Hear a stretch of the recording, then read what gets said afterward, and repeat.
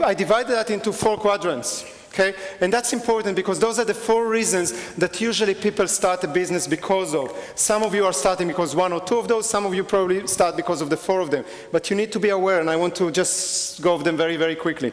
If we're looking on this quadrant here, what's the main word that will come there? It's this, I don't want to work for a boss, I want to decide my own schedule, I want the freedom, the independence, I can do better than my boss, etc., etc. You all recognize that, right? What's the word that will describe that in 1 word? What we're looking for?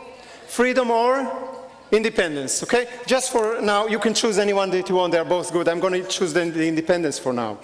Okay, so I'm going to choose the independence for now. But this is the word, this is the quadrant that most people here in Holland, that's why they start a business. At least as the main reason. How many of you started in a company, so you worked for corporate, for corporate America, I wanted to say. So that's how you call it usually. But you worked for a company and for a boss, and at one point you decided, hey, I know it better, or I can do it better, or I just, good in what I'm doing, I can, do it myself, and I have my own freedom, my own independence. How many of you, that was the main reason why you started your business? Great. Okay, that's the majority of the room. And in Holland, we found out that this is the biggest reason. Okay, in the States, it's a little bit different. In the States, this is the main reason. This is the second one. So this one, what will be the word? Money. Okay, money. This is the reason why to start a business, because you can make much more money.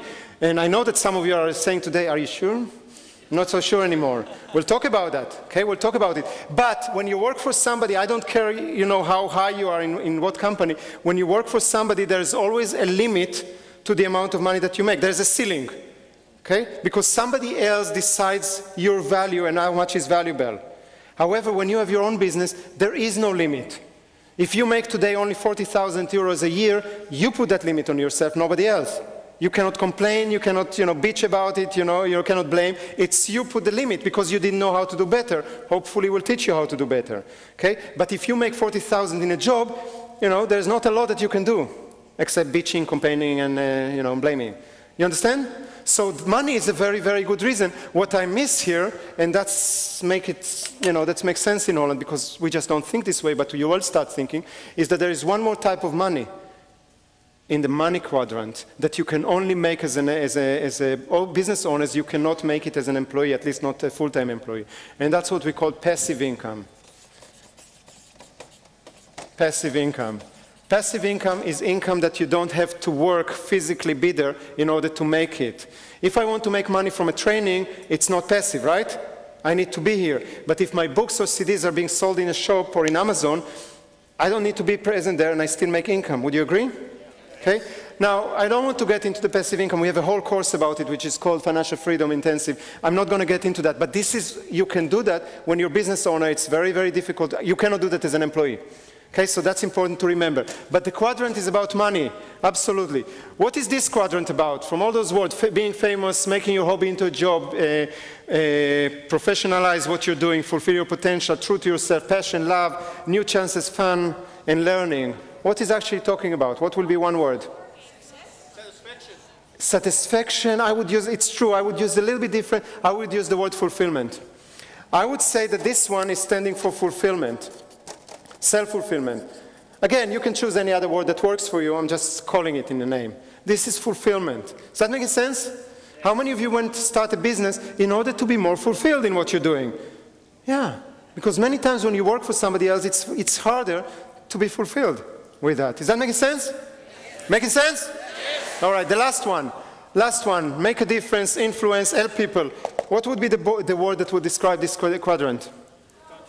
Contribution, that's the word. Contribution. Contribution. This is about you. This is about them. This is about the rest of the world.